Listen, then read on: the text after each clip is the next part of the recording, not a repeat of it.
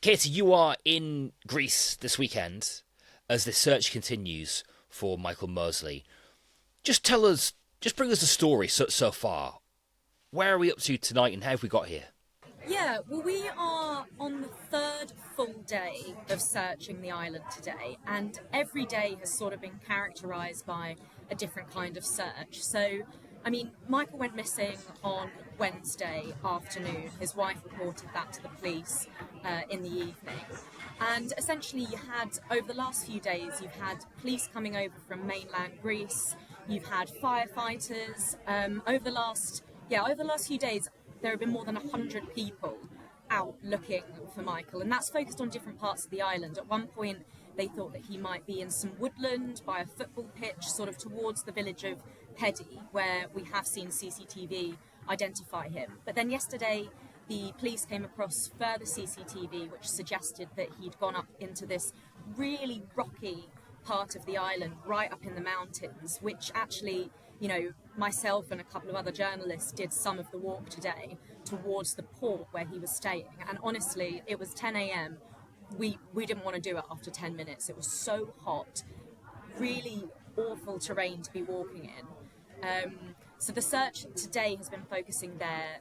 The day before, there were divers out at sea. The police were sort of exploring the possibility that perhaps he'd fallen from a high point into the sea, but they seem to have ruled that out. But again, every day it seems to be changing, and it really does remain a mystery.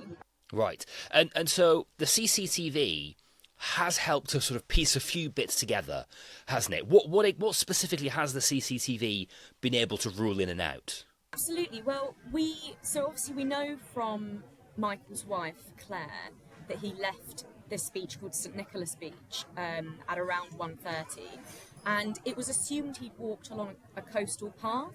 And the Times on the ground on Thursday found CCTV from a cafe that showed that he must have come past that path.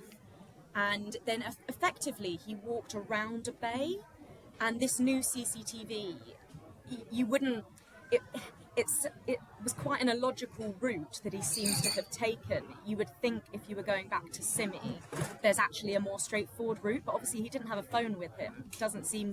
He may have checked some kind of map, might have asked for locals for help on the way.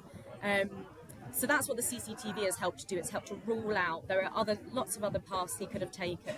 And so you would hope that the search party is covering a 6.5 kilometre radius at the moment, but you would hope that with every little bit of information like this, they do come a little bit closer to figuring out what's happened. And I suppose the fact that he was there makes it all the stranger that they can't find him, because that is an incredibly small town, an incredibly small village, isn't it?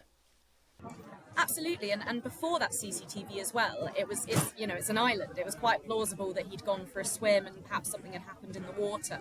But now it really does seem like something happened on land. And I say that walk, I wouldn't have wanted to do it in the 35, 37 degree heat, which is what it was on Wednesday when he went missing. But you can walk it safely. I wouldn't want to do it, but you can do it, which again, that's really puzzled locals. And actually, I spoke to a couple of British tourists today who they do enjoy their hill walking. So I would not say they're your average walker, although they were in their late 60s and 70s.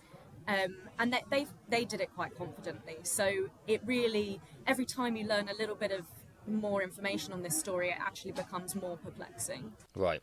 And just final point on the sea issue then. Tonight, Katie, authorities are all but ruling out the fact that he has fallen in the sea. They've not confirmed that they've ruled it out, but there were divers on Friday, and today the police confirmed to us that there were no diving teams out. So it appears that they've ruled out that line of inquiry. In addition, all of the rescue teams that we saw today were focusing on that mountainous area, which goes through, it's past the village of Pedy, over the mountains and towards the port of Simi, where he was staying with his wife and friends. And we've heard from his wife today, haven't we, and his family, Katie. What have they said? So they've said that they're still hanging out hope that he will be found. And, they've also obviously thanked the huge amounts of people that have shown up to try and help to find Michael. We did we believe we did see his children out on the rescue mission today. They didn't want to give their own statement, but we have been told that when they came to the island last night, they were very, very keen to get out first thing on the ground. And so, it's just a case of them really hoping that the best scenario will materialise.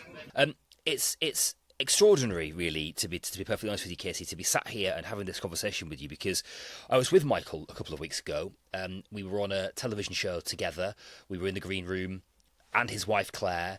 We were on a panel together, and he was so warm and so kind and such a very sweet man. We had a relatively brief encounter, in the grand scheme of things, but the time that we did spend together chatting was, I sort of carried it with me in the days afterwards, thinking, gosh, yeah, such a lovely, lovely guy. And it seems from the outpouring of affection that there has been for him, Katie, since he's disappeared, that's a universal experience for people.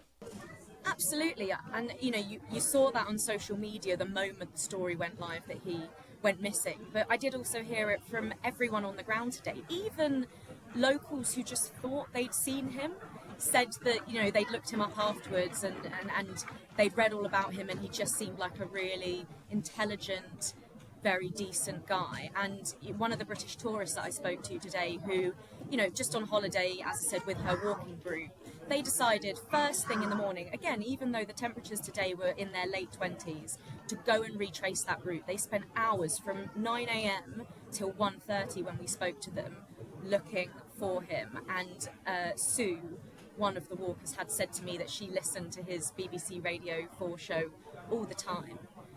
So it's just really upsetting. What happens next then, Katie? Well, the search, we've heard from rescue teams today that the search is definitely continuing tomorrow. There was a point earlier in the week where the mayor said that they expected a search mission to run for about 5 days. And obviously, the longer this goes on with the heat, and if there is any possibility that he has fallen into the sea, or, he doesn't have the sort of water supply, it gets far less likely that we will have a good outcome. But, everyone on the ground today seemed to be very willing to keep going until they can deliver the family a definitive answer.